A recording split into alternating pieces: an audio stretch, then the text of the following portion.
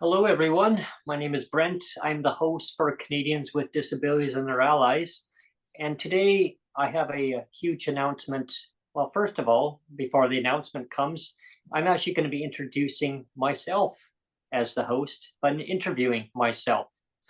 So, yes, there'll be me and myself. So, kind of cloning myself, really. And I'm trying to, kind of be humorous at the beginning here. It's kind of funny, but what I have to mention in the broadcast today is not. I wish it wasn't so good. What I have to talk about, which is not. It's not a good thing. So, as an overview, I'm going to dive right in here. When I first started Canadians with Disabilities and Their Allies Twitter space back in, wow, this is this is going way back. January of 2022. I had a vision back in 2021 when I first kind of was brainstorming some ideas. And so what I decided to create a community and bringing people with lived experience together into a community. So I reached out to Neil, and I thought, well, this is my idea, and then Neil, you mentioned, well, this is your baby, right? This is your thing, and I said, yeah, like, can we do this? Like, how do we get this going? Like, I came up with the name, and as time went on, we as a group kind of gathered more and more together, and I brought on some very high ranked guests at the time, and over time there were some glitches. I was going to stop you there. Yeah. Your first 10 or 11 guests. Here's 8 of your first 10 or 11 guests. Are you ready? Sure. Your very first guest was Cheryl Hardcastle. The next guest was Lee Gazan. Next one was Peter Julian. The next guest was Mike Maurice. The next guest was Shane Simpson. Next guest was Senator Kim Pate. And then you had Lalani Farha, the UN rapporteur. And then you had Benita Zarello. That was 8 of your first 11 guests. So that shows you the level of VIP people that were coming onto your show. And when you called me and you kind of laid out your vision, and you already had an idea that these are the guests I want to line up. So as we kind of said on when we did our little preview ad, like, I had a very clear idea of what you wanted to do, and I knew that it was going to be a talk show based thing.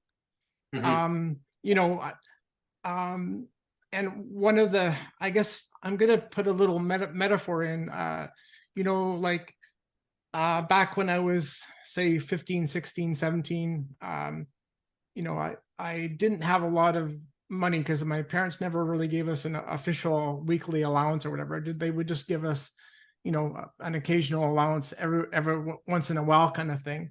So I didn't have a lot of extra money to like buy stuff, but if ever I did have some extra money, one of the things I would buy or I was excited about was vinyl records. So that goes to show like how far back we're going, right?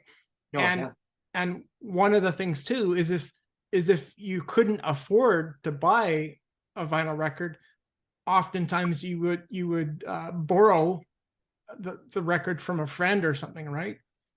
And so in junior high and senior high, there was one girl that we exchanged a lot of vinyl records together. And like, for example, like one of her favorite artists, well, two of her favorite artists was like Bryan Adams and the Cars, and I really liked them too. But between us, we didn't have all the records, so we would swap records back and forth. And I mean, I really liked her, I really respected her, and my metaphor is going somewhere. But what I was gonna say is, like, you know, it's one thing for me to go out and buy a record. Like, I was very protective of my own stuff. Like, I didn't want to scratch my records if I bought my own stuff. Like, I was very protective of my stuff, right? But as much as I was protective of my own stuff, I was even more protective of, you know, somebody else giving me something that was valuable, right? So like, I didn't want to disappoint this girl that was giving me record. I was like, I have to protect these with my life, you know, I'm very serious about it, right? And so this is the metaphor I'm creating, is like, when you came to me with the show idea, like, from my perspective, I was guarding it with my life. Like I knew it was your passion, but it was important for me to like really guard it. And so that was my like number one priority. And I know for you, maybe your number one priority was to represent the disabled community and really reach out to that and really build a family. And I mean, all that's really important. But like, I never lost sight of the fact of just you. Like, I was protecting you. I was protecting your show because I knew how valuable it was. Just like those vinyl records were, they're not mine. Like, this show is your kind of, like, metaphor wise, this show is your vinyl record, right? And I didn't want to scratch your vinyl record. Like, I wanted to protect it. So that was my rationale, is like, I want to really protect the show. I want to really protect Brent.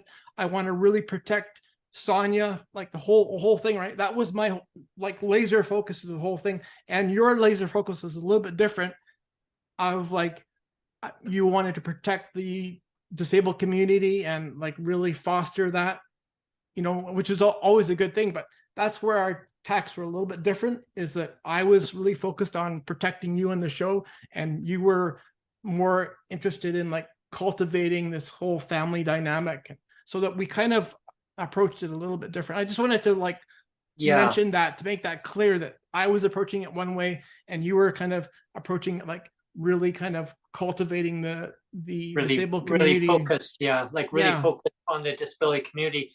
But at the same time, I want to protect that community that I've been building up over that time. So that's where we kind of we really gauged on the concept of the show, and over time we called it the show. And I had a vision way back. I know when I approached you, in the beginning, before we launched the Canadians with Disabilities and Their Allies, I remember mentioning that eventually, you know, and it wasn't meant to, or it was going to happen that quick, was eventually I said, well, eventually I'd like to do a podcast. I would like to make it into the show. And over time, you know, there was people down the road within the disability community saying, well, it would never be a show, a talk show. Like, it would just never happen. And in my mind was, yes, it will happen. It was just a matter of time when it will happen. And that's kind of where we are now, is we're now in the podcast. We're now have the show. And it was the show on Twitter Space, folks. And that's kind of where things changed. And so this is the part of the segment now that I'm going to explain to everyone the reasons why the show changed. Okay. So this is very difficult for me to reveal to everybody, and I'm going to do the best I can to explain it.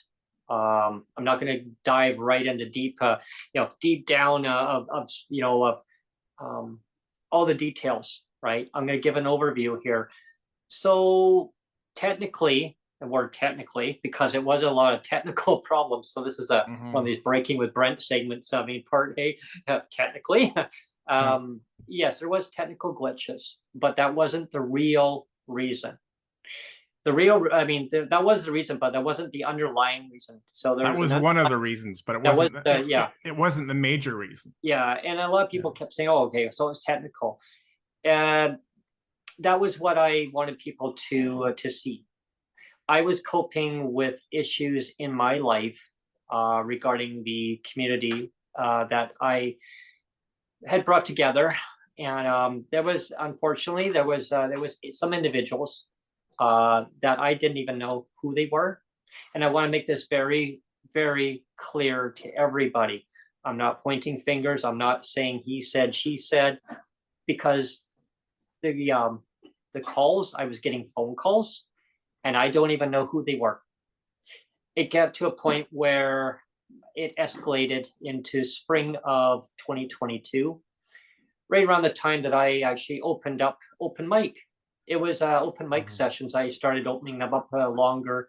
And personally, I do take the blame for long sessions. Everyone's like, "Yay, this is great."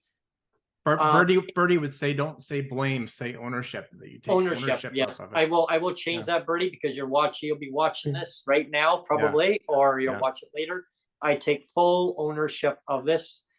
I had opened up open mics where they were short, and then the demand became greater, that people wanted a community to come to, and I get that. I totally understand that, and I love that too. And it became greater time. A lot more of my personal home time was affected. My roommates, I didn't realize it was actually affecting my roommate a lot, where it would be a time where I would have a co-host. They would run it. I would do my normal routines, household, right? Chores, right? I would do dishes. Well, particularly in the summer, right? I think that was when, I mean, of course, in the summer, everybody's wanting to get outside more and do more things. Yeah. And so so you had a few people that you really trusted at that time. So you thought, no big deal. I'll just turn the hosting duties over to a few people that I trust. And I would, I'd have dinner and we'd go wash dishes, go for a walk, and my roommate and I would go for a walk. I mean, my roommate has diabetes, so has to eat the right things, has to move around too, to keep numbers regulated, sugar level numbers regulated. It got to a point where I said, "Yeah, like, just give me a little while," and and the open mic became later and later. So my neighbors were saying, like, it was some yelling matches were happening here and there, and I didn't even know what was happening, because it was all under control. I'd come back, and that's not what my disability community was meant to be. It was meant to be a place that people could come to share ideas, thoughts of what are they going through, lived experience. And I'm not doing blame game of saying that people need to be kind of structured right to what the theme of what it's all about. But it was all about lived experience, right? But there was times where things were right off the rail.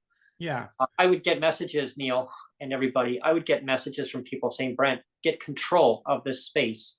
You're now losing control of your space. Like, I don't think you know what you're doing." And the messages started compounding. They started going into my my direct messages, notifications. Doesn't matter where I looked. I'd be doing the show and not even really looking at all my messages all the time, because I'd be focused on what was going on. And messages were saying, if you don't deal with this, like, maybe you're incompetent. Maybe I should run it myself. And as it got to a point where I said, if that's what you want to do, you can open up your own space. And then there was times where I would actually say, okay, the demand was becoming so great that maybe people should maybe open up their own space, because I can only do this so much. And then I reached out to Neil. I said, "Hey, maybe we should do another open mic." And it was I know, and honestly, like, I know, Neil, you mentioned to me, like, "No, Brent, like this is the space, like, the time you needed allotted. Maybe you're putting too much time into these spaces. lower it down. And became a time where I would have guests on the show, and the open mic would kind of blend in with the guests. That was a big no-no, and I take full ownership on that, because I shouldn't have done it, because I figured maybe just a little discussion after the guest, it blended right in there. Then eventually what we did was we had the guest, and then we had the open mic, and we broke it apart. There was times where I would have an open mic, and it was feedback of what the people thought of the guest. Now the guest would come on. It was negative feedback too. Negative, and I had and I'm not saying which guests, because that's not, as like he said, she said.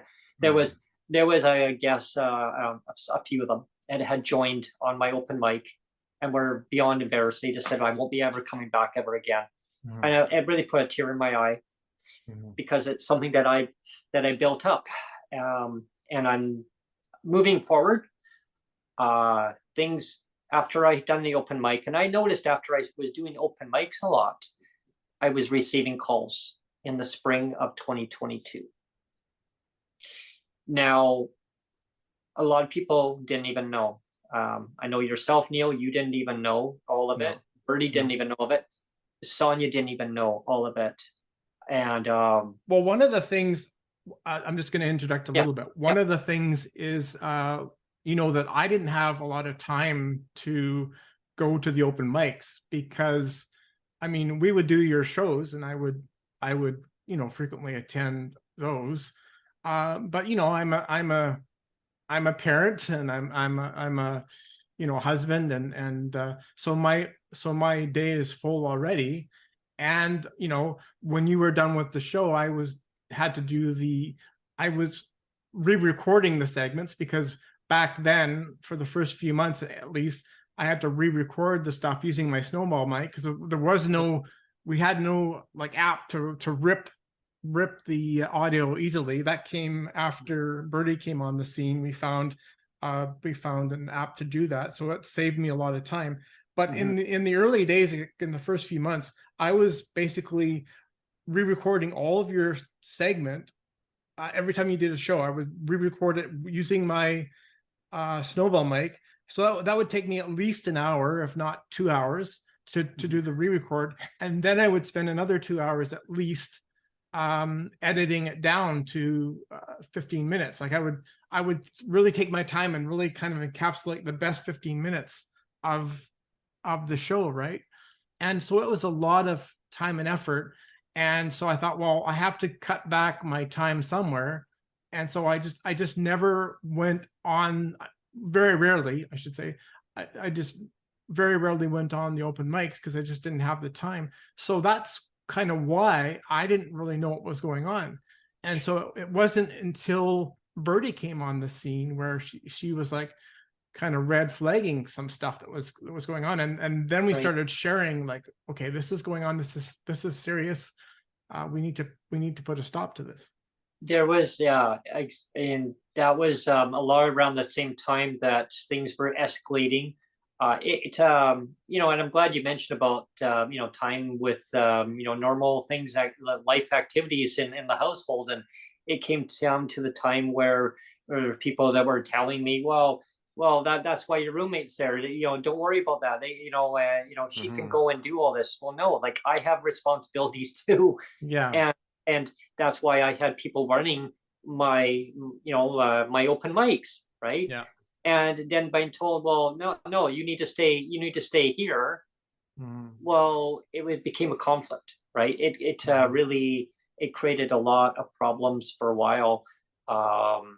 Everything's fine, right? But it was kind of caught between a rock and a hard place, saying, well, do I service the community and make longer open mics, where some of them were up to 7-8 hours. There was one, I think it was the marathon one, was just over 8 hours long. Yeah, that was crazy. It was way too long. And that was where I was really telling you to, like, respect yourself, respect your time, and respect Sonia, because it's a lot for Sonia too.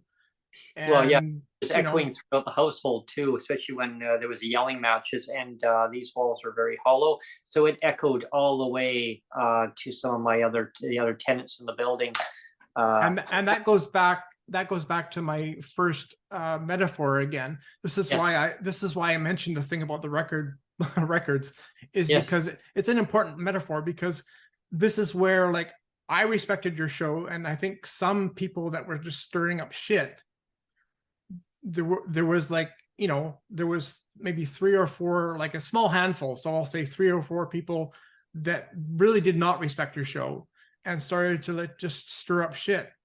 And you know, that was like, I saw that as a pretty serious problem, because here I am, like, trying to respect your show and look after your records, like your vinyl records idea. And there was some people that didn't care about your vinyl records. They didn't care if they scratched it up. They're like, screw it, I don't care. And you know, and it's just unfortunate, you know, that your show became tainted because of, like, we've used the word, like, there was like 3 or 4 bad actors that really kind of torpedoed the show and got it off the rails. You know, Well, 95% of the people that were on your show, 95% of the people that were part of the Twitter Spaces were great. Oh, they were wonderful. It was a really small handful, like I said, 3 or 4 people that were the rotten apples, the bad actors, that really had a big hand in derailing your show. You know, I would get notifications when I would have open mic on, and even when there was some guests on, when I had every so often. And unfortunately, I wasn't able to get to all my messages when I'd have guests on, because my number one focus is the guest. Like, the guest is and always has been the number one of my focus on, of having great guests on. And unfortunately, I would have messages coming in saying, like, this is they were over speaking guests here and there, and the guests would now lose track of where they were. I would have to now remind the guests, okay, this is where you were, and start again, right? And so that was one of those. I think there was a lot of glitches that were happening there, and Yeah. that's why. Let me interrupt you here, Brent, because I just got an eye on the chat, and Karima has just entered the chat, so that's kind of cool. And she says it takes a lot of courage to try and create something, and disheartening to have that co-opted. And then she says, I appreciate you having me on and encourage you to persevere. So, well, I guess what my next part is, people have been waiting to hear the reveal part. And you know, and I'll get to about the you know, these notifications. Like, people would say, like, you know, it was becoming toxic. They couldn't come back.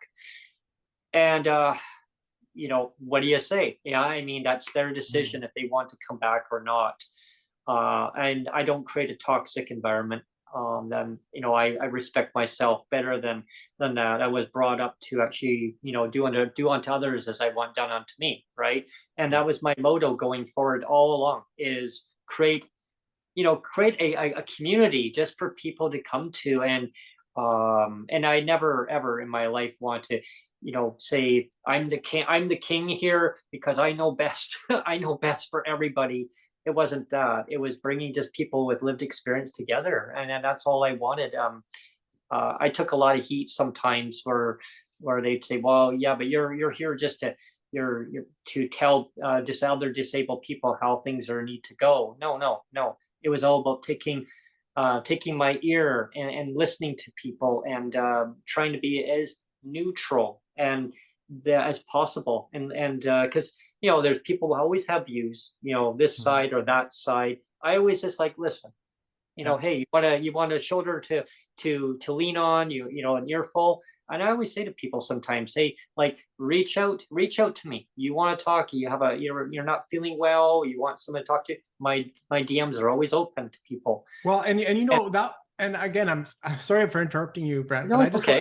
I just wanted to make the point that one of the things I really appreciated about your show is that you and I and other people, but especially you, because you're the host, you were always very good at kind of walking the line of having a balanced view of opinion. Like, so it wasn't always like a one-sided opinion. It was like, Yeah. let's have a balanced view of, let's look at this side of the equation, and then also look at the other side of the equation. Yeah. And you never were biased on one way or the other. And this is another metaphor that I can say is that's one of the things that my mom's dad, my granddad, taught me, is one of the games he would play with me is he would get into these philosophical arguments with me, but it was just for fun, because he would start arguing one side, Yeah. and then he would make me argue the other side, and then like halfway through he would switch.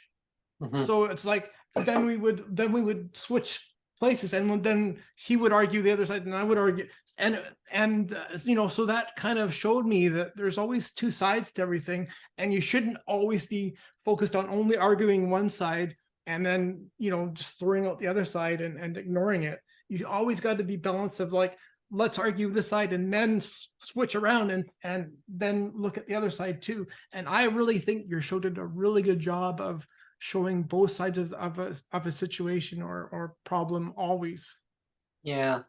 And so, yeah, and yeah, it's exactly it. Like, when you mentioned about, you know, the one side versus the other side, yeah, like it's staying focused on listening to both sides and having the community having interaction, like the interacting of a debate or discussions on that. And there was times where people were sometimes over talking other people, and you know, and I think it was sometimes glitches within Twitter space on that too, mic problems, this and that. But there was people that were still over talking, right? Yeah. And it became a theme of, and I don't know, I don't think some people really meant to do that, but there was other times where there was guests that were feeling very uncomfortable with that too. There was other people within the disability community that felt uncomfortable about somebody constantly after saying like, please don't do that, don't, and they kept doing it. And that kind of leads into my next reveal to people. I would be getting messages, direct messages, because I would say, you know, like on my show, like on open mic, like, you know, like send me a direct message. Let me know how you feel about how the open mic's going. Is there demand for, maybe we need to make it twice a week instead of once a week? And I would really emphasize that. And so somebody took me up on the offer. Obviously it was a bot or whoever, I don't know, Twitter account, and would send me messages. And I just kind of shrugged it off at first. You know, whatever, right? You know, I got better things to do with my time. I remember saying that. I got better things to do with my time. I've got a show to do. If you have a concern or a suggestion that you would like to see on open mic, or better ways of maybe doing things, or a guest to come on, a person told me to get a life. Okay, well, everyone has their own opinions, right? I mean, I already have a life, but I mean, what other, you know, what other life do I want? My own? Yeah. But then things escalated. I would be getting some other bad actors who taunted me, who kept sending me direct messages, told me that they were going to report my space to Twitter.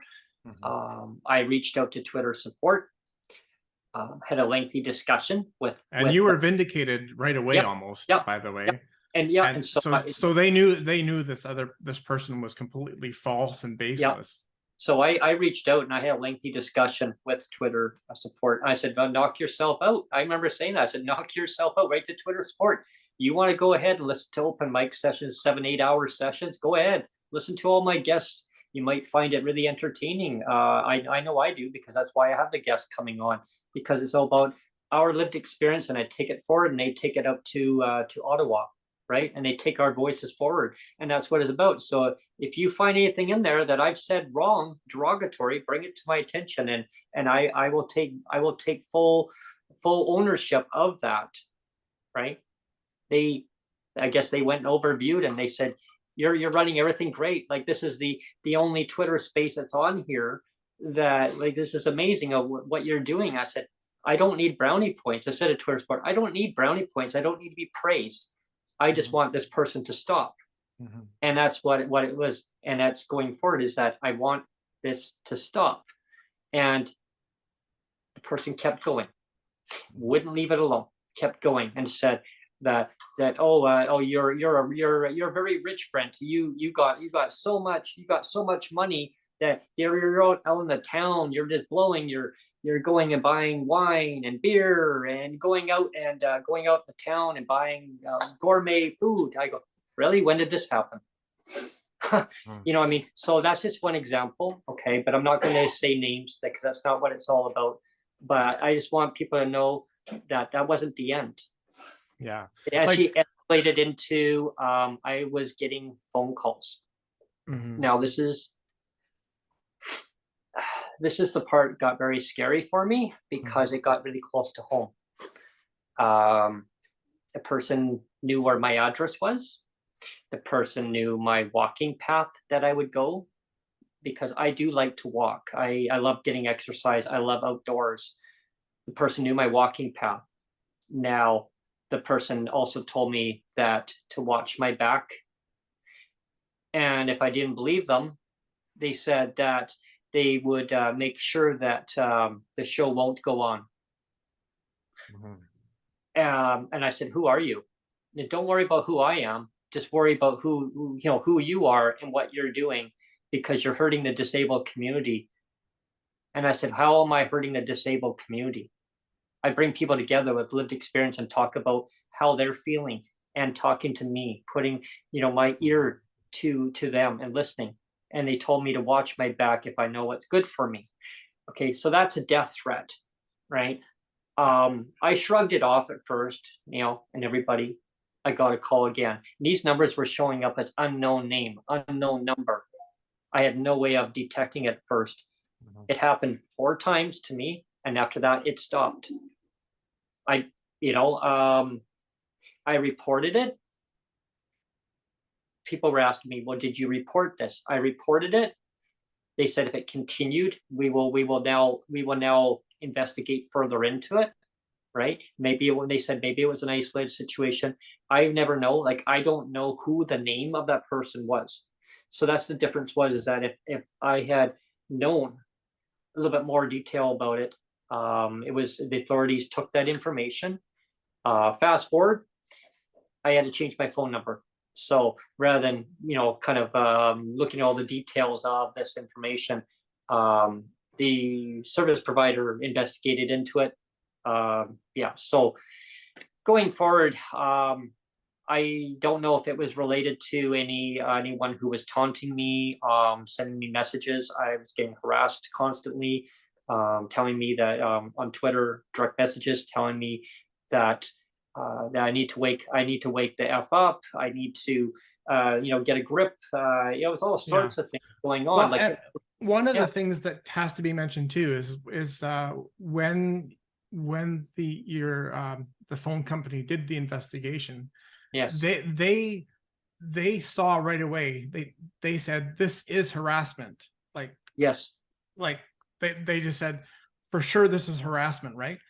And right away. Right away they said, this is serious. This is harassment. You have a beef.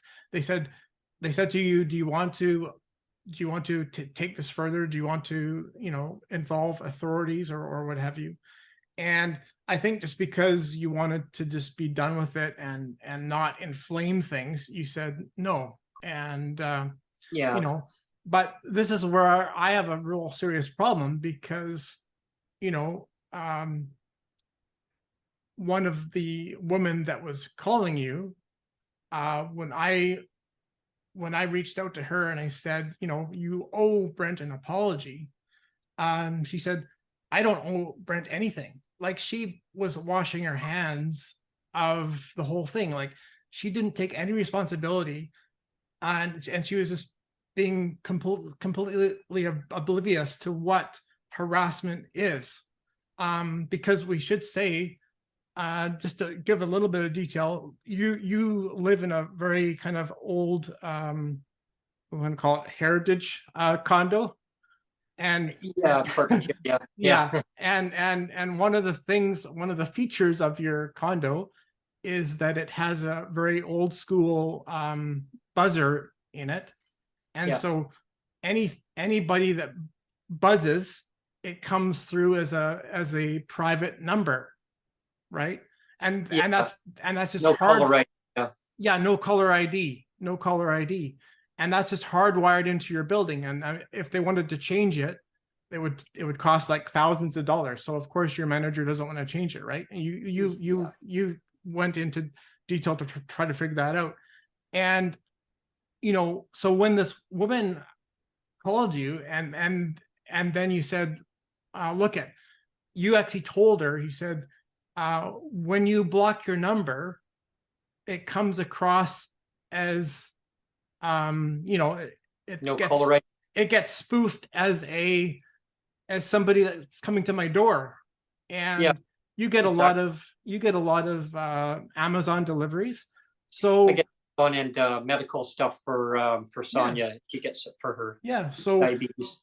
So whenever you get the double ring or however it is, this you have to basically answer that because you don't know if it's the door or not, right? Yeah. And so you told this woman that, and I remember you kind of relayed the story to me, and she kind of laughed, right? She kind of giggled and says, "Oh, really?" Right? And you kind of said, this is serious. Please don't do this again. And she continued doing it, right? Yeah, and that's and then like it was at the time, like the woman didn't know that I was being really harassed, and now people watching this segment are going to now know that I had death threats, I was being harassed, and her situation was, it just tipped it over the iceberg. Yeah. And that was the tipping point. And so I want to make it very clear that to the woman, if she figures out that that it was her, that it wasn't you were not responsible for what happened to me beforehand, like where I was getting harassed, the death threats and stuff. I asked for a call to not be blocked because it wasn't blocked before. I had name programmed in there, and all of a sudden it started coming up as no caller ID. Well, I had no way of knowing.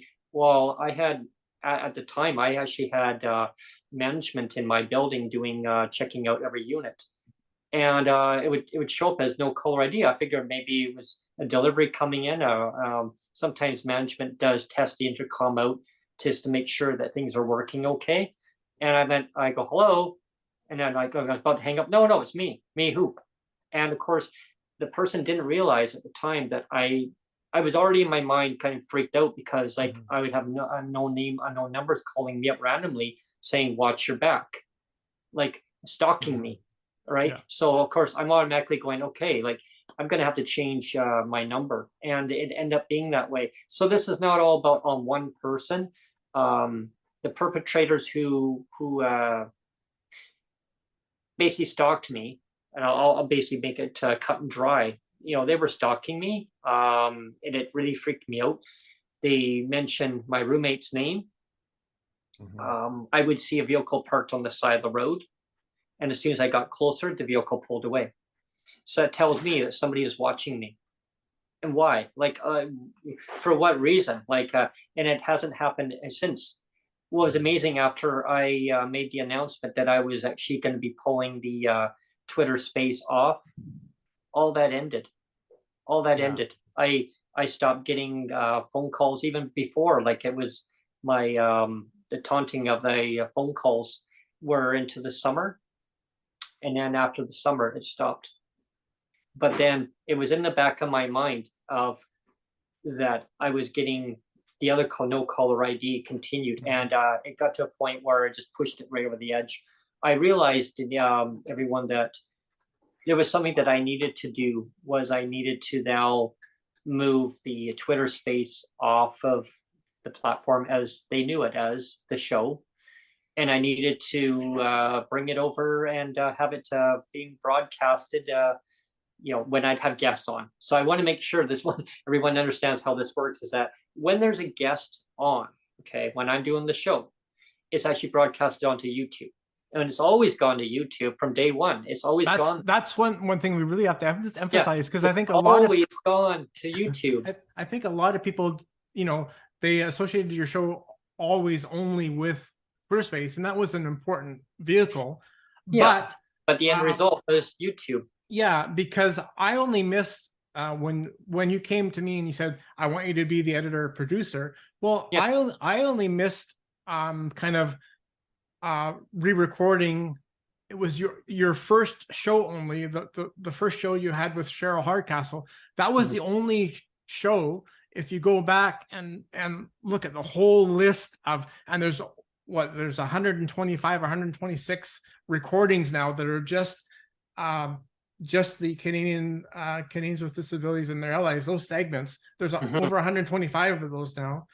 And wow, so it's getting there. The only segment I missed about re-recording and posting on YouTube was the very first show that you had with Cheryl. That was the only one that was missed. I got every single other one, and I cut them all down. So to say that the show has only ever been on Twitter Space, it's not true, because basically right from the very beginning, except for the very first show, everything is on there. It's always gone to YouTube, and so the beginning of the platform, I mean, it could be on Twitter, or it could be broadcasted a whole bunch of places. The end result's going to go to YouTube. And so when the guests were on, it would the guests actually would come on to either Zoom or they'd come on to Skype, their preference, whichever of the two platforms that we indicated for the guest to come on to. And now it gets broadcasted onto YouTube. Now, when I do open mics, though, open mics are actually only on Zoom. Now, and they're not recorded. They're open mic sessions. They're not recorded sessions. Now, if a guest wants their session to be recorded, it does go to YouTube, which it still will anyway. But it can actually be a live broadcast where they can take questions from the audience. And so that's the difference of recorded or pre-recorded. It comes down to the guest. And people would say to me, no, you need to keep it on Twitter, Brent. You need to keep it here because this is where you built the community. Right. But now they're going to understand, after listening to this, the reasons why. I found that Twitter became very toxic for a lot of reasons. Yes, there was technical errors, technical glitches. Guests would be losing connection. They'd phone me up, help. The technical thing was actually a true thing. The true thing. It was a very true thing, but we've only ever revealed the technical problems. But there, like you said, there was this issue of you being attacked regularly. I mean, you shared with me, a few of the DMs that you got, and like I said on the ad that we posted for the show, is that, I mean, you had guys that were basically straight up calling you an idiot, and I mean, that's just not productive. That's not nice. There's that golden rule, right?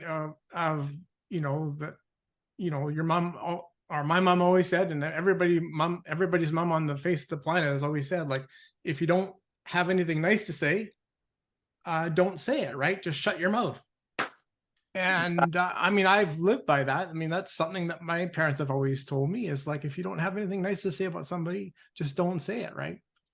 And here are these people just spouting venom at you and harassing you through DMs, calling you an idiot. Well, they would go ahead and start, they would start blocking. Some people would start blocking me, and all because they, the narrative was not what they wanted to hear.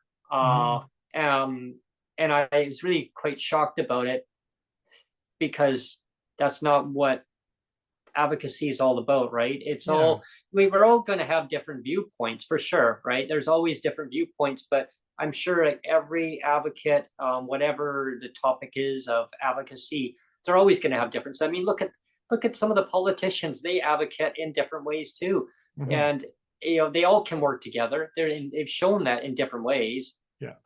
Maybe not always. I mean, there are ones that should work a little bit harder, but they all have certain.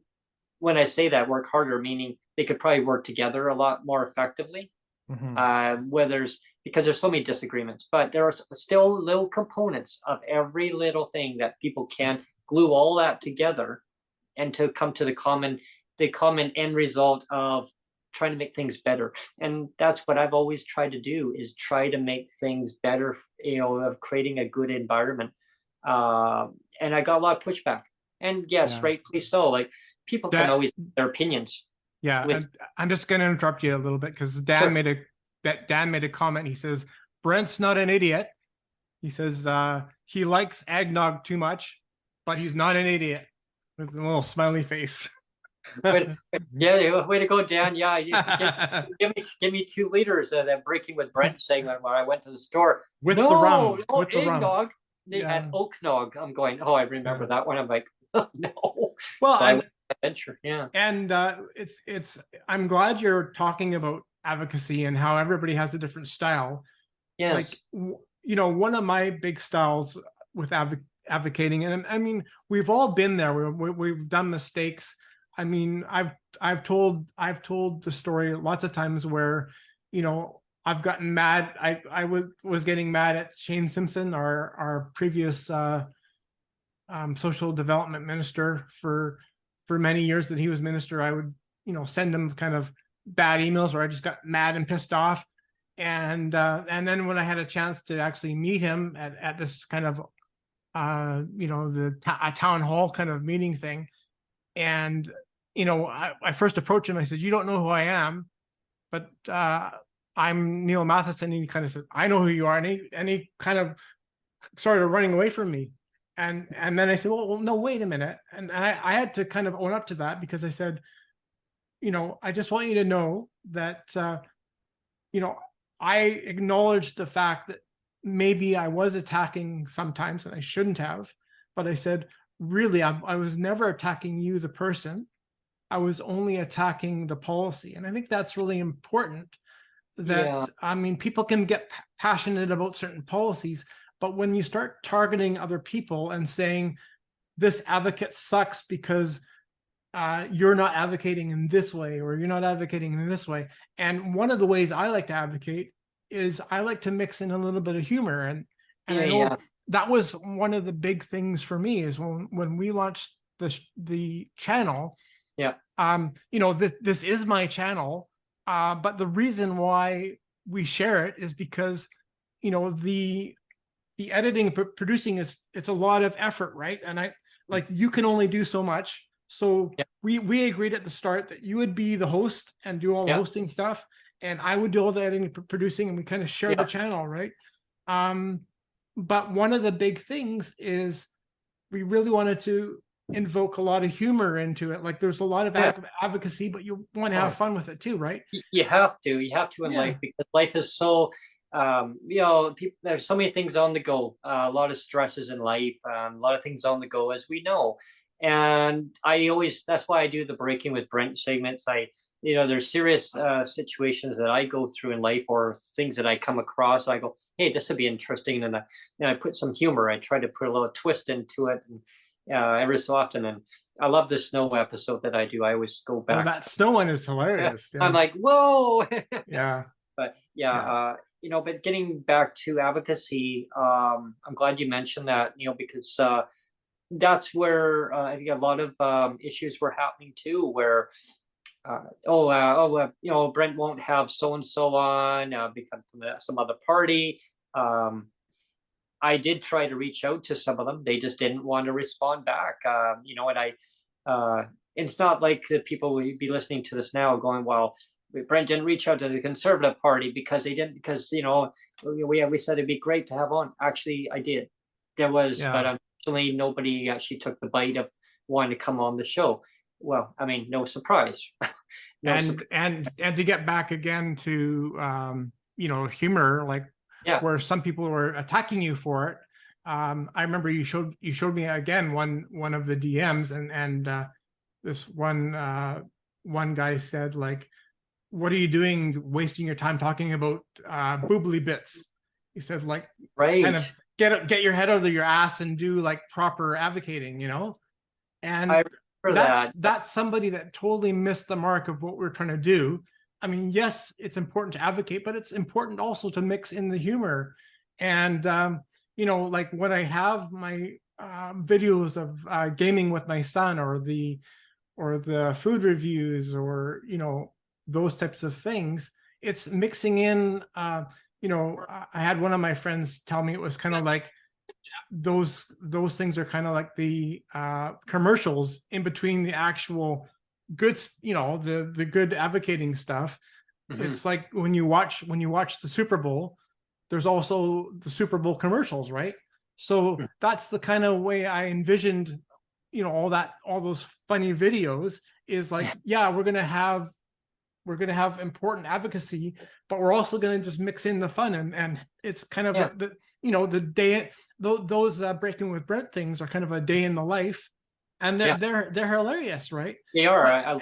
And they still are focused on really serious advocacy things, but you also have to kind of have fun with it, right?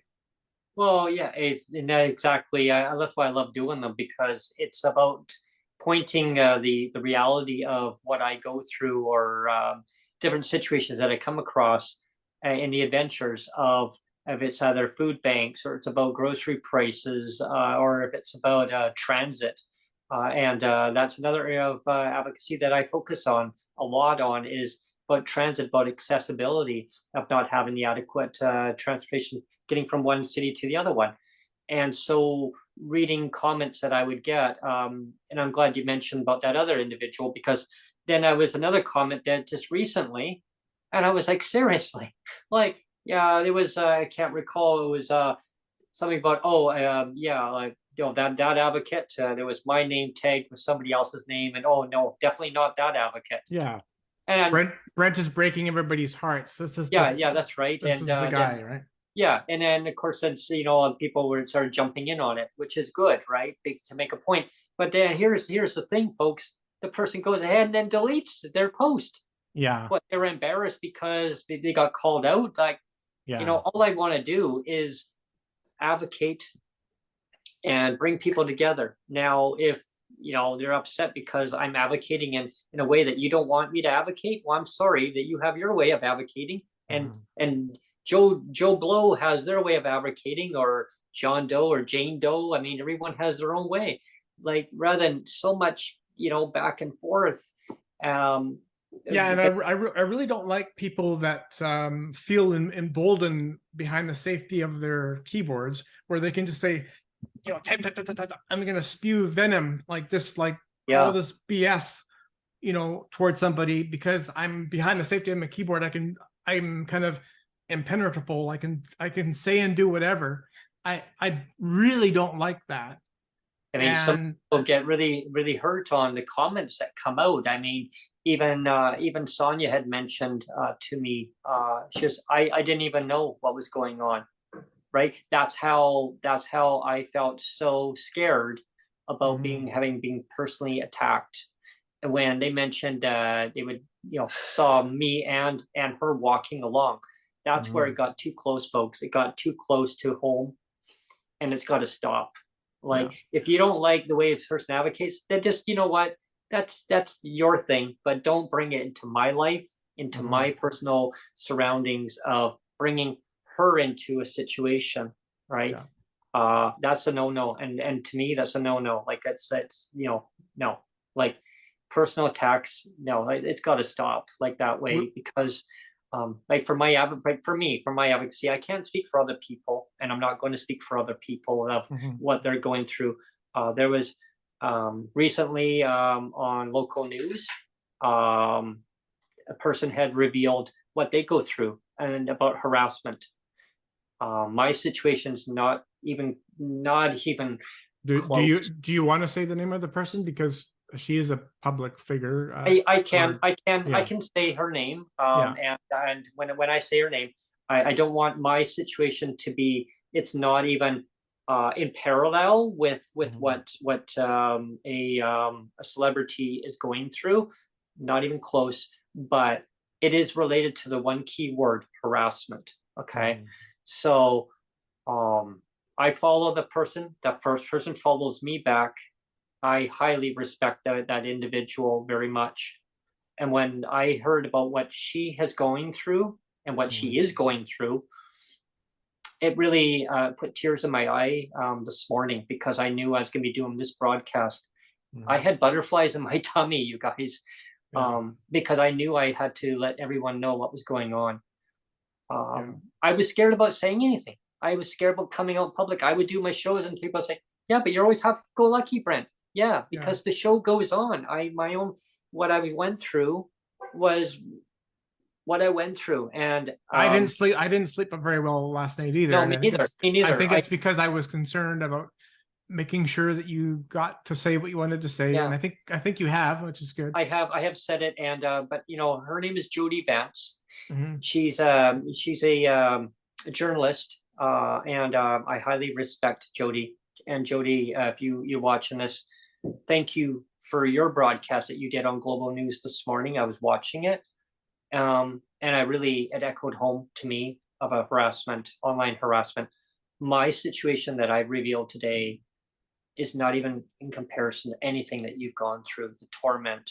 I'm glad that the person that you revealed today, that things need to change, right? It really needs to change. The system, the criminal justice system needs to change to stop the individual from doing what they're doing. My situation didn't get to that point. If it would have continued, it was going to go down that way. The provider that I deal with, my cell phone, when they disconnected my phone number, and I'm not going to get into detail here because I don't want to be pointing fingers, they did reveal to me the person's name. And that was very quick. If they can do it that quick, they want me to, if I want to escalate things. And you know what, I'm glad you mentioned that earlier. I just let it go. I let it go because my point is that because you're not a jerk. Well, yeah, I'm not. You could have been a jerk about it. Yeah, but you're the bigger man, and you walked away from it and said it's fine. Well, yeah. Well, I'm the captain of the ship, Neil. Yeah, I'm the captain I wanted to get to that actually. That's why I was just mentioning I'm the captain here of the ship, right? And I steer the ship. That's a good segue. So let's get into that segue. Yeah. It was December 2nd, 2022. And it was a very special episode. You had Cheryl Hardcastle, MP for the Ontario region. She was on as your 100th guest, and we were celebrating because not only was she your 100th guest, the 100th episode, but she was also your first guest way back in January of 2022. So it was very awesome. It was wonderful. It was a nice little parallel there where she was your first guest, but also your 100th guest. So it was I played a song for her too. I played Celebration. Yeah. It was a great party. It was a great get together. Everyone was all riled up, really happy. And then and it should have been a really kind of a very happy moment. And I was going to say it's again, I feel like I'm using a bunch of metaphors today, but I wanted to bring up the metaphor of, it's like, if on your wedding day, it's like, for example, if the maid of honor showed up in a wedding dress, to upstage the bride. And this is what this one woman did. She basically upstaged you and embarrassed you, publicly embarrassed you, went out of her way to do so. And, said, there's no captain of the ship, Brent, knowing full well, here's somebody that you really respected. You allowed her to host numerous episodes. You gave her a huge platform to share her ideas, like a massive platform. You gave her a big voice on the show. And here she was stabbing you in the back, publicly embarrassing you on a really momentous day and saying, you know what, Brent, you're not important. I'm important. I'm going to speak and I'm going to embarrass you. You're not the captain of the ship. And as soon as she, and I know we've talked off air about this, that as soon as she said that, you've admitted to me that you wanted to just like say the F-bomb to her. Like you just wanted to like say the F-bomb to her, right? But you, again, because you're the bigger man, and you're a respectful person, you restrained yourself and said, I'm not going to do that. But basically what she did, she's basically giving you the double-fisted middle finger and saying, you know, like, screw you, Brent, you're not the captain of the ship. And as soon as she said that, those words, and she was giving a lot of context, and we have to say too that she kind of hinted at those comments, maybe, or she telegraphed those comments maybe a month earlier too. She kept kind of telegraphing that there's no captain of the ship, there's no captain of the ship, and there's no direction. There was no direction. There's no direction. And then she waited till that really special show of the 100th guest. Yeah, and she just kind of dropped the bomb. And right when she said it, I knew, okay, your show is over. You know, she basically killed off your show. You know, that was the kill shot. And I knew, like, right then, you've lost the show. You've it's kind of that mutiny, like it's like a hostile takeover. And I knew right then, it's like, okay, you don't have the show on Twitter Spaces anymore. We've got to move off the platform and find another platform. And luckily, it was a smooth transition because, like we've said, the show has always been on YouTube. So we just kind of did a soft relaunch and just officially moved everything on YouTube and just kind of threw away all of what was Twitter Spaces. And when that happened, I had given little hints along the way with my Breaking with Brent segments. I did a grocery scene episode, and I was standing there and I said, stay tuned in the new year because there's new changes that are going to be happening regarding Twitter Space.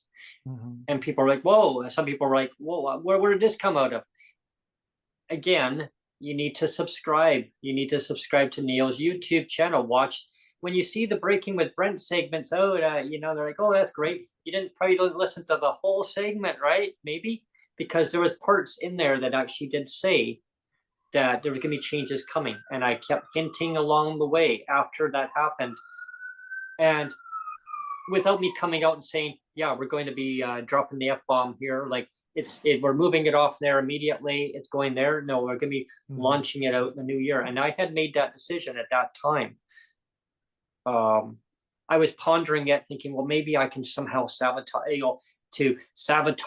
that the one segment, like, hey, I can recap the whole thing again, and and going, well, like, what went wrong? What, when I say to myself sabotage in my mind, I'm going, Brent, you sabotaged this. And I kept blaming myself. I kept saying, I did this. No, I didn't do this. It was the 100th episode, and it stung so bad. Yeah, it was your wedding day. It was your wedding day, and that I was so excited having the guest on.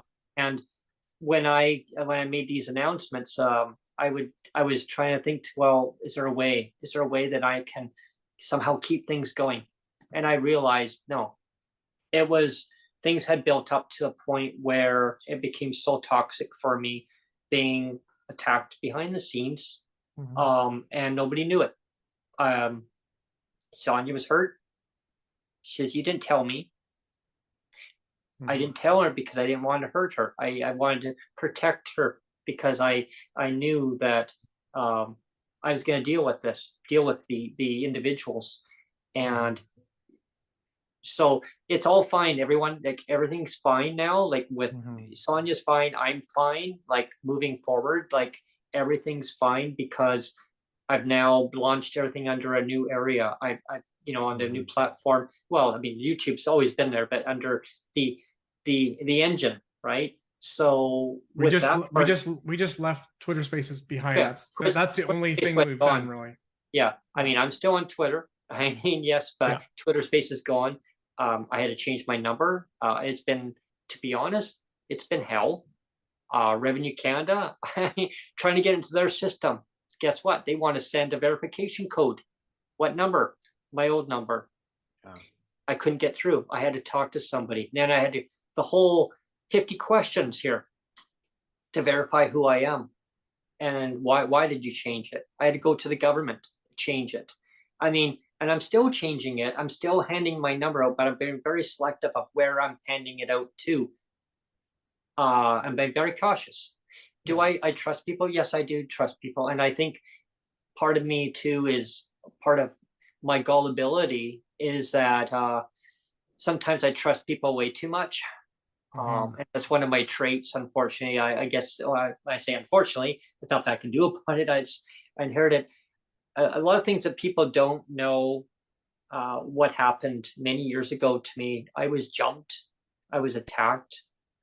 I know Coming back from you shared that with me too. yeah, Actually. and I came back from a work shift at a place I worked at many years ago, and since then I've always been very careful looking around me. And when this happened, when somebody phoned me and said, watch your back," it triggered me. It gave me PTSD. It brought it back again. It's like, gee, Brent, you get to relive this again. How fun?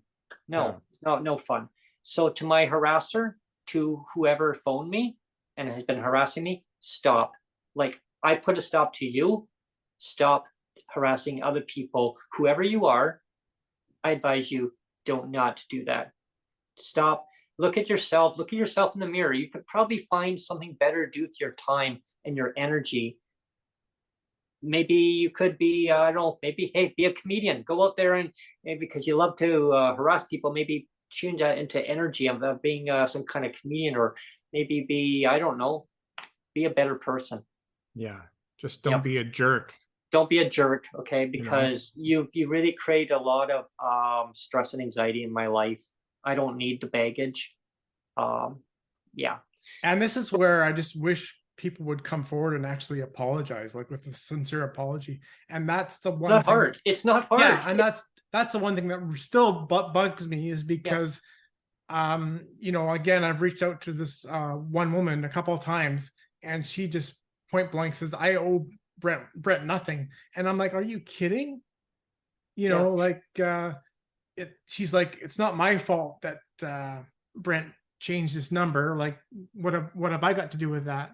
And I mean, yes, she wasn't like 100% responsible, because there was other people involved that she may or may not have known about. But it was a tipping point. Yeah, it was she just tipped over the scale. But she was responsible. Like, she was. She did play a part in it. And for her to say that she actually said again, like, kind of, Brent's stupid for having to change his number. He shouldn't have had to change his number. Like, why didn't he just come to me? And that's another thing too, is like, you did come to her and you said, "Can you please stop blocking your number?" Yeah. Why are you blocking your number? She says, and as soon as you let her know that it was triggering the front door, she laughed it off, and then she kept doing it. Yeah, she's like, "Well, no, it's me." I go, "Well, I didn't even know who's at the front door." And sad part is. And so, is this somebody that is loving, and somebody that is safe, and somebody that is private? Those are three key words that she was using in Twitter Spaces that she was launching. She was saying, "I'm launching a safe, private space, a safe, private, and loving space."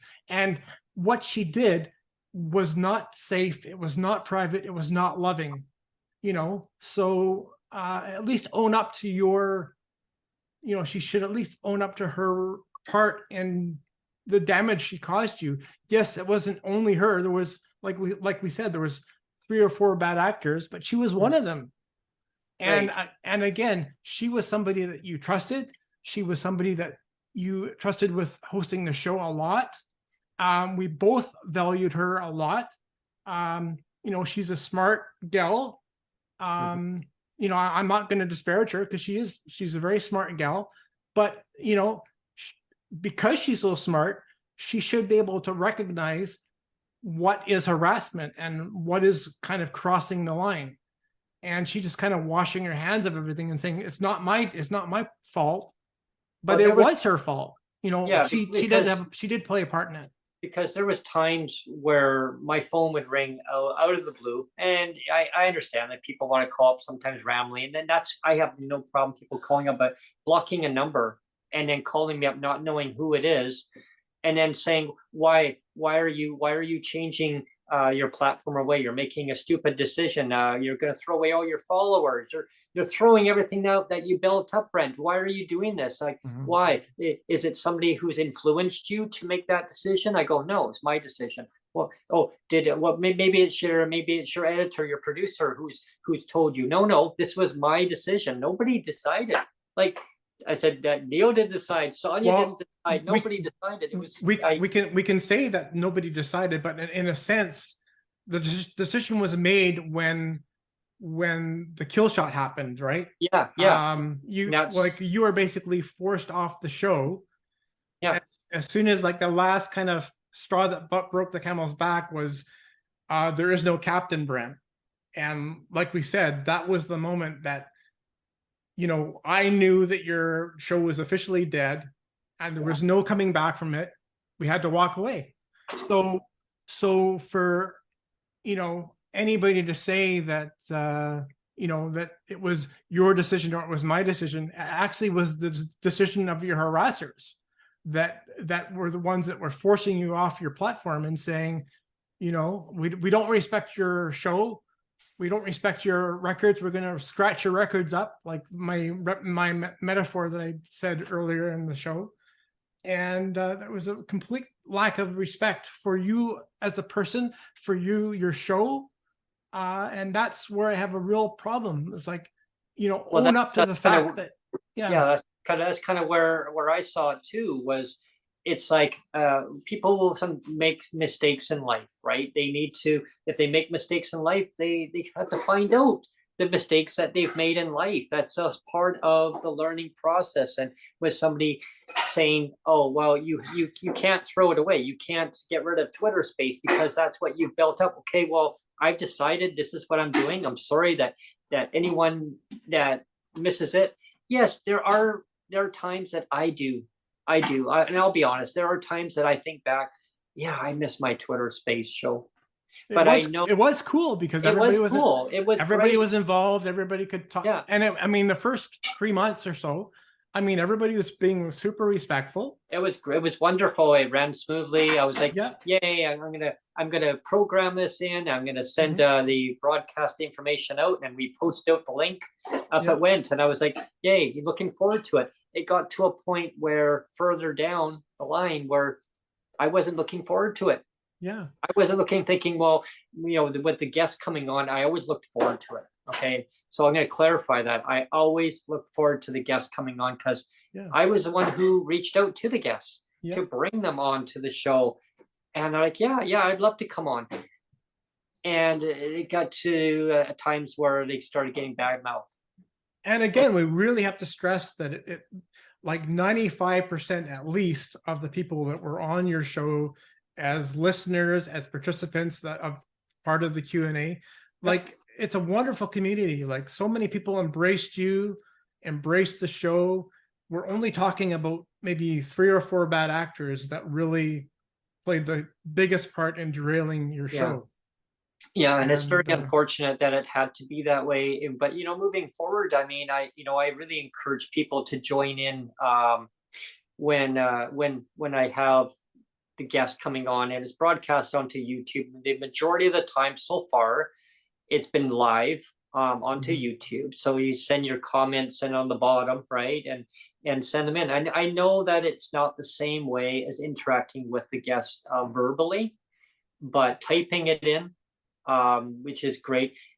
There's going to be other times coming forward. There's going to be an official announcement.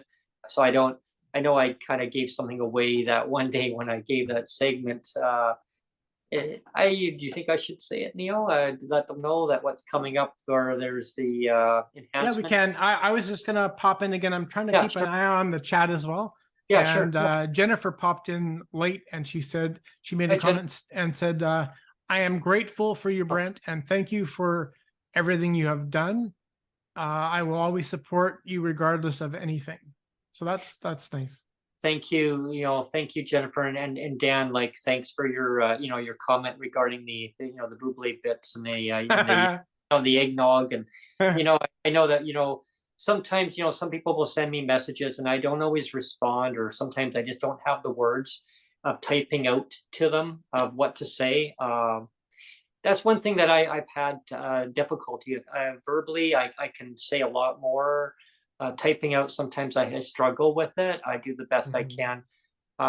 Yes, I've learned doing advocacy over time. I can't please everybody, and I just try to make life a better place by doing my bit, by bringing people together, bringing guests on, whoever they may be. They have different viewpoints. I mean, heck, I had person on talk about transportation stuff. Well, I mean, and that's great. It's all about advocacy. It's about stuff, and then it changes across the country because it's a ripple effect of people who that'll affect their lives in so many ways. And so they'll say, hey, come on to Brent's show. And I've had that happen where another guest will say, yeah, come on to the show. And it was so easy to get the guests on. For a little bit, it was hard to get a few guests on because I realized that they didn't feel comfortable coming on. Yeah. Okay. And that kind of gets back to another guest that I've recently reached out to. Peter Julian. Yeah, there was a time, unfortunately, just things happened, and it shouldn't have happened. And that was the beginning of 2022, around there, later in the month. So I'm reaching out to Peter to get him to come back on the show. You're more than welcome, Peter. Door is open. I sent an email to you. I hope to have you come on. This is 2023. It's a great platform that we're on now. All the guests and future guests need to know that we've really fixed a lot of the vulnerabilities of the show. Yes. Unfortunately, the open mics, as much as they were, fun and really involved the disabled community, that was kind of the Achilles heel. And yes. it kind of, that was the forum that really allowed the bad actors, as we can say, kind of stir up the shit, right? And kind of have that trucker convoy mentality of let's make some havoc, let's stir up the shit and cause problems. And all that kind of narrative, that's where it all kind of percolated, is during the open mic segments. So, I found them happen later at nighttime is when the segments would drag on longer, and it seemed like when it was longer, it actually kind of people got emboldened, and they just they just took the train off the tracks. And again, that was one thing I really was warning you about early on. Yes. Before Birdie got on the scene, and when she got on the scene, we really were able to rein you in, because it wasn't just me saying it. Yeah, I had her backing me up too and saying, come on, Brent. Or even someone said that too, like, stop, right? turn it off. So it was me and her really tag teaming and saying, you got to rein in your open mics. And because it wasn't just me now, it was her saying it as well. We were kind of this unified voice saying, rein it in, Brent, rein it in. And you did. There was other people in the disability community too that kind of helped saying, Brent, like maybe pull it back a bit. And me, I guess I got so intertwined with having the space going, hey, like, I'm doing a great thing for these people, and unfortunately things happened not so good, right? And this is where, again, my initial comment right at the beginning of the show is like my tact or my path from the very beginning was, I got to protect your show. This is your records. This is your vinyl record collection. I'm going to protect it with my life, kind of thing. And so you and the show, and Sonia too, because she's connected to you, you were like always top of mind to me. It was you and the show. And for you always took it in a slightly different tact of, I gotta protect my community of the PWD community that I've built. And so that was where your loyalties were. So your loyalties were a little bit different than mine. I was always laser focused on protecting you and the show, and you were always laser focused on protecting the community that you built. So a little bit different. And I think that's why there was a little bit of problems, because we kind of had the divide of you know, that I was focused on protecting the show and you were focused on protecting the community. Yeah, it was, well, there was a little bit of divide on it, but at the same time, it kind of worked. It still worked. Like It still worked. Yeah. For the And most part, it worked. Yeah. Until it didn't. Until, well, it was the open mics that really did it in at that point. But the open mics are still continuing, right? People saying, well, is there open mics? Well, it's a new rebranded open mic that we have via on Zoom. On Zoom now. And you know, it's a 2-hour segment. I invite anyone who wants to come on to that when we launch it. You know, it'll be broadcasted out when it's on. There's no specific time that you know, or day like it's on. Like, we kind of put it out there. Right now, we have it about every 2 weeks, right? Approximately. There might be ones every 3 weeks. However, if there are times that I'm available, that I can do a short little Zoom with some individuals, not too many. I'd be on my own Zoom. Otherwise, Neil launches it, and it's a 2-hour segment. I can do it on my own, and I think it's the standard Zoom. It's like 35 minutes or 40 minutes. I can do it, and I'd be willing to do it. But the hard cap was an important thing where we decided, like, when we relaunched the show officially back on YouTube, like 100%. Yes. Where everything was on YouTube, and we just have abandoned the Twitter Spaces. I really hammered to you that, you know, all the open mics, we should only have them maybe once every 2 weeks, and they have to be a hard cap limit of 2 hours maximum. Because as soon as you get over the 2-hour maximum, that's when you get off topic, and that's when, you know, you get that trucker convoy mentality, and it just goes off the rails. And I said, we don't want to have that happen like anymore. 3, 4, 5, 6 hours, and then next thing you know, it's just too much time. I know for myself, I couldn't sit there for that many hours, and that's why I would take a break in between, thinking that everything was running fine. I know a friend of ours came on, Neil, one day, and one message me popped in. I'm like, oh, okay, and I'm like, oh, great. Didn't really say anything, just there and gone. I'm like, oh, okay. Went to a shift at work. Was doing a double header. We used to call them double headers when we advertise it, but he went to a night shift, and it was just coming on like later on, and just was already on the one shift, and the show was still going, the open mic, and dropped in and said, "You're still here." Oh my God. How long? I go, is it normal you have these open mics? No, not this late. So I realized at that time that things were getting out of control. And that's why I'm glad that we're doing it this way now. It's just 2-hour segments. That's it, full stop. I have to learn. And the focus is back on the guest, where we were really emphasizing the talk show part of it.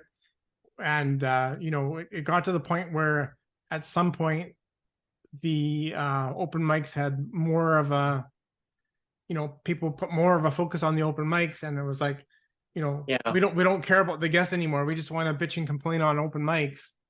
And but you know, we are getting to almost an hour and a half point. So I didn't know if you just wanted to make some closing comments and wrap up the show. I'm gonna get just an overview here. I just want to make it very clear to everyone that I do take ownership of having open mics that they went too long. And I shouldn't have done that. Like, I should have kept it down to a dull roar. Would it have changed the outlook on the then Twitter Space show, the Canadians with Disabilities and Their Allies show, as people knew it as open mic? The guests would come on, and that would be the segment. I don't think. I think that it was a situation that needed to change eventually, and it just escalated it to where it is now, which is a good thing the way it is now, because it actually protects the guest. And the guest, and I want to make very clear too, the guest has always been the #1 star on my show. Yeah. Right. And the participants are the ones who came to ask the questions and they got the answers from the guest. And that's part of the community that I built, that I thought of way back last, like well, geez, almost a year and a half ago. I thought about this division, and then I brought it forward. So now it kind of escalated it into where it is now. Yes, it's not the same as having the community interacting with the guest. So as the closing remarks, comments is, I'm going to reveal something to you all, and it's very exciting. So rather than the dropping the bomb on you guys of what happened to me, but going forward now we know what happened, right? It wasn't all technical. But going forward, I got exciting news. So we'll be probably putting out an official announcement on it, but I'm going to let everyone know that watching this now. So we're going to be having an opportunity for people to call in to the show with the guest soon. In the I don't know exactly. I'm still working on it, but they're going to have to call in. Yeah, call in. Yeah, it'll be old school, right? Be old school. You'll have to call in.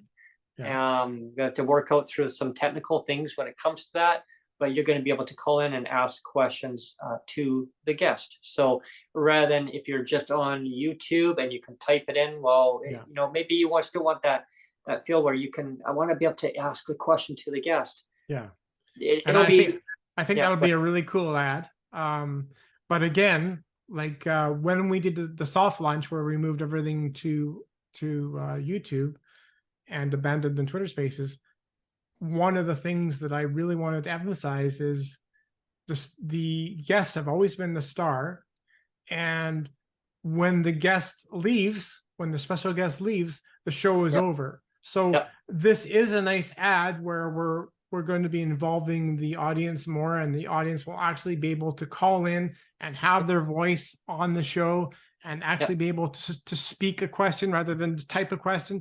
We understand that that's the component that's missing. So that'll be nice to have that component kind of back in the show. But having said that, we do have to reemphasize over and over again that the show has always been a talk show. It's always been where the guest is the star of the show. And like I said, as soon as the guest leaves, the show is over. Ends. The show ends, you know, as soon as it's done. And having said that, you being the guest, is the show over, Brent? The show, well, your show right now, is it over? Yeah, exactly. and you know, the host asking the guest, is it over?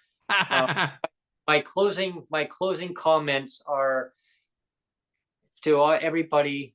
Let's try to make things a better way in life. I want to mention when I say a better way in life is that let's just try to understand where everybody's coming from in their own way. I'm not pointing fingers saying that people need to agree with everybody on different advocacy stuff, but let's try to understand and like life's too short. Life's too short to be knocking everybody down, right? Just for whatever reason. And I'm not saying like I have anything nothing to do with Twitter. Like I'm just in general in life, like it's just appreciate things, appreciate everybody around you. I look back and I say, well, what could I have changed in life? Could I have maybe changed things in a different way going forward? No, life's a pattern, life's a puzzle. You can't figure it out. You know, things happen for reasons. And I knew years ago there was something that I wanted to do, and my thing is passion about advocacy, is bringing people together. And I knew many years ago when I was in college, there was I had taken a course in it was an exploration course, and they're like, Brent, you know, you're so good with people. And I no, I'm not. Yes, you are. No, I'm not. No, don't put a camera in front of me. God, I was camera shy. I was like, no, Brent, you can do this. So give me an autobiography of yourself. So I did. And I think, wait a minute. So I went to the legislature. I had cameras, TV cameras pointing in front of me, recorded live. I was live on air. Keith Baldry was there. I mean, he'll watch this after. Hey, Keith, you know, I remember you standing at the corner of the room taking notes, and I'm actually broadcasting live. And I was actually on the evening news. I was, it was, and they said, Brent, just be yourself. Be yourself. Yeah. I was, and that's how I am now. I'm just myself. If people don't like what I say, then scroll on by on Twitter. And that's why your show has been a success, is because you're just being yourself and you're being genuine. Yeah. And you've really connected with people, and that has to be embraced. You know, there's some people that haven't embraced it, and that's too bad. But again, it's only been like 3 or 4 bad apples that have done that. Yeah, it's unfortunate, but you know, the show goes on. And I guess my my advice to people is just, you know, just try to just put that little bit of humor in life sometimes. Or if you don't have humor, if you can't, I mean, for me, it just comes naturally. But if you can just do that one little, like a simple, something nice, to just one word to somebody each day, each person, pick one nice word, you know, how are you? Just, wow, you know what I mean? It's amazing on what a simple little word like how are you, or you know, I hope you feel better soon, or like it really, like simple little things will really pick up a person. Or I'm there for you, like you reach out, you know, just type something into them, to your you know, like a tweet or something to somebody.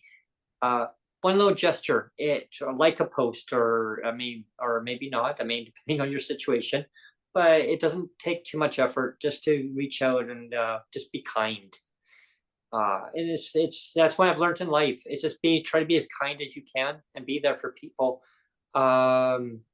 Because yeah, like it can change. Ending comment, Neil. Today the federal budget came out. So the 2023 federal budget came out, and well, I guess we all have to hope that there's something in there for Canadians with disabilities. So I don't know, like, Sonia's putting her thumb down. Okay. Well, I guess that blows that idea. I was gonna say, I hope there's something in there for Canadians with disabilities. I guess not. Yeah. Ugh. I was hoping that she would have gave me better news than that. She must have been listening to what I was saying. Thanks, Sonia.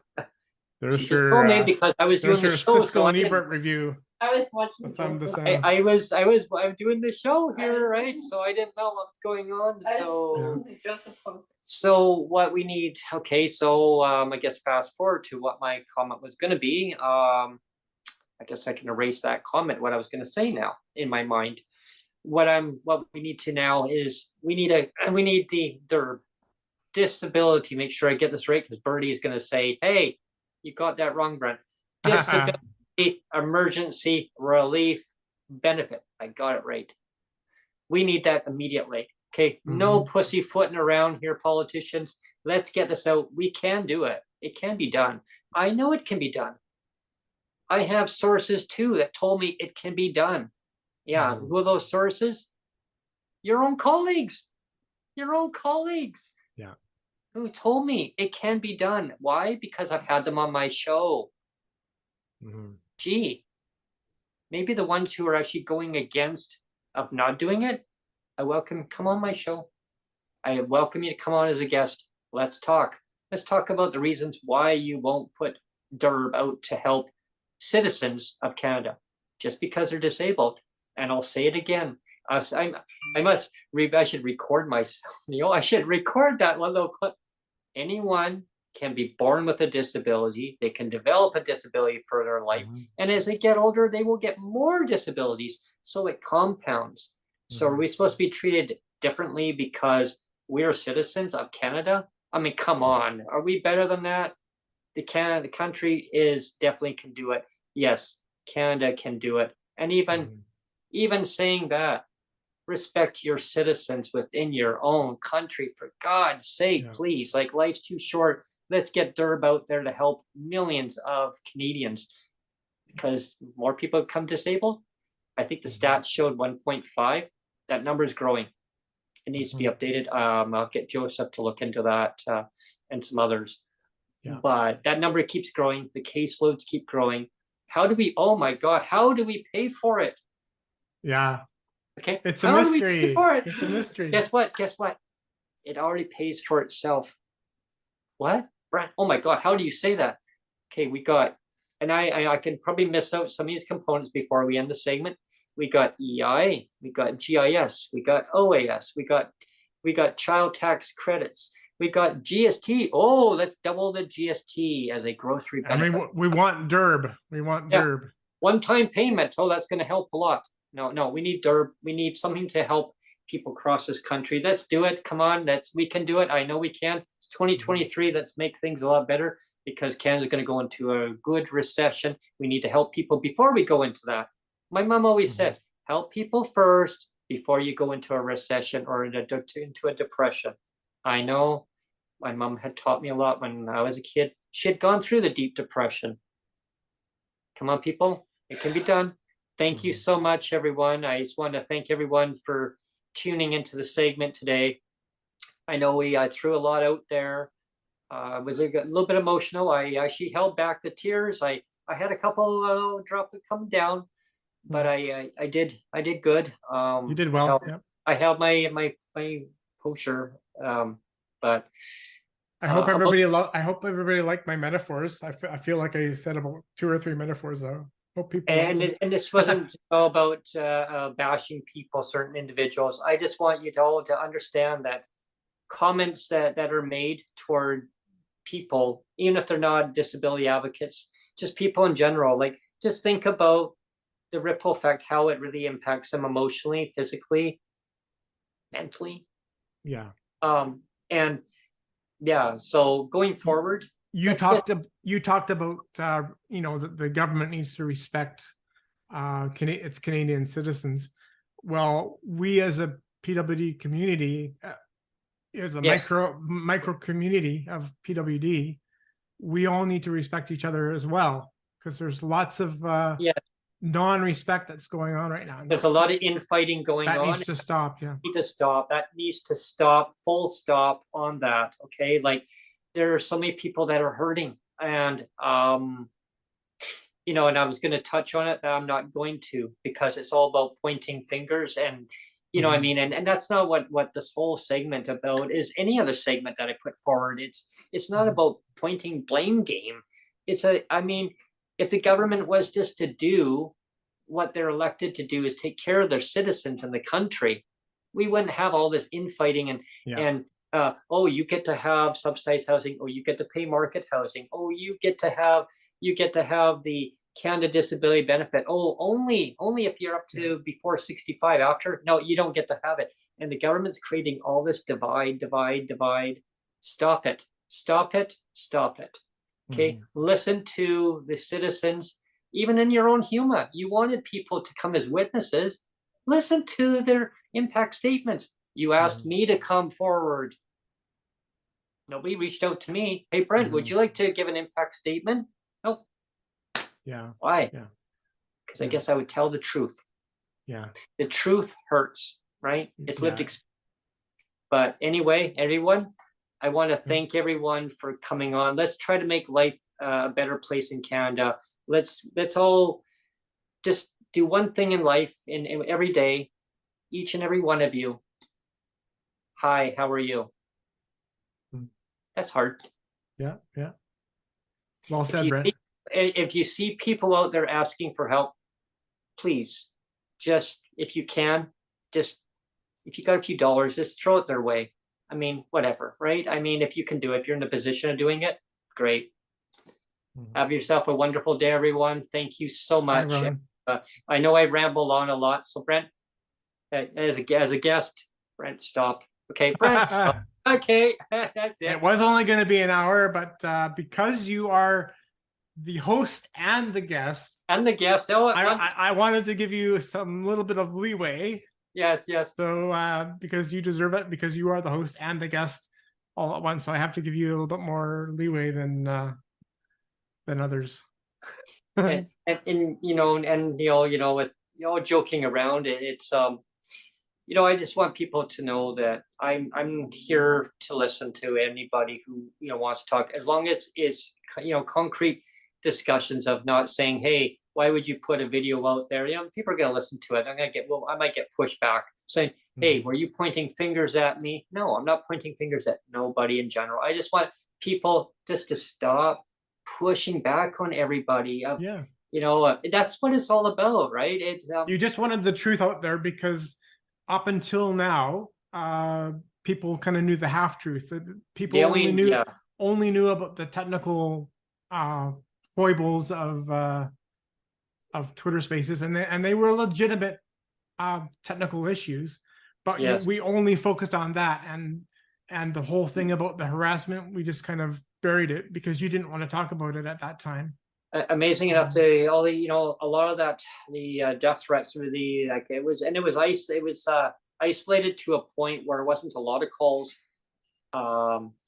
They had 3 calls, right? One was a little bit lengthier, not by much, but there was 2 other calls, and it scared me, right? And that's why I didn't even want to talk about it. It was, but I don't know if somebody had just randomly picked out information of stuff that I had posted, because I remember open mic, I said, hey, who my cell phone provider is, where I live, this is the area. I remember doing a Breaking with Brent segment, put a picture of in front of my building, and it showed my address. So if some clown decided just to kind of pull all this stuff together and make it into a phone call, hey, like, this is who you are, or you were stalking me, like, really? If that was the case, what did you gain out of it? What did you gain out of it? Nothing. Yeah. Nothing. Right? Yeah. You know what? You know, my message is to them, Neil, screw off. Yeah. Okay. Just again, just like, practice the golden rule. If you can't say anything nice, don't say anything at all, and just learn to shut up, you know? That's what my mom used to say, Brent, if you got nothing nice to say, he was a next door neighbor, you know, and he wouldn't share his boat. He had this neat little boat that he had, and he wouldn't share it with me. And I was just a little kid at the time. He won't share it. And I said, he's just being a jerk, Brent. If you have nothing nice to say, don't say it at all. And it always stuck in my mind what you're mentioning, that same thing. And I want to share. I always like to share and I've always been that way. And that's what I mean. I want to share my time into that space, bringing people on. And with that being said, thank you everyone for coming on and watching today's segment. I hope it wasn't too emotional hearing what I had to say. I'm okay. I just want everyone to know I'm okay. Sonia's okay. Neil's okay because he's learned more and he knew a little bit of what was going on. Birdie's all right too. She's okay. Everyone's okay around me. I just want everyone else to be okay and understand that we can make things okay. And that's the key word today. Okay. Breaking with Brent. I'm okay. You're okay. Yeah. The ending segment is breaking with Brent is that everything will be okay. Yeah. As long as, as that's okay. Thank you, everyone. Bye, everyone. Bye, everyone. Thank you for tuning in.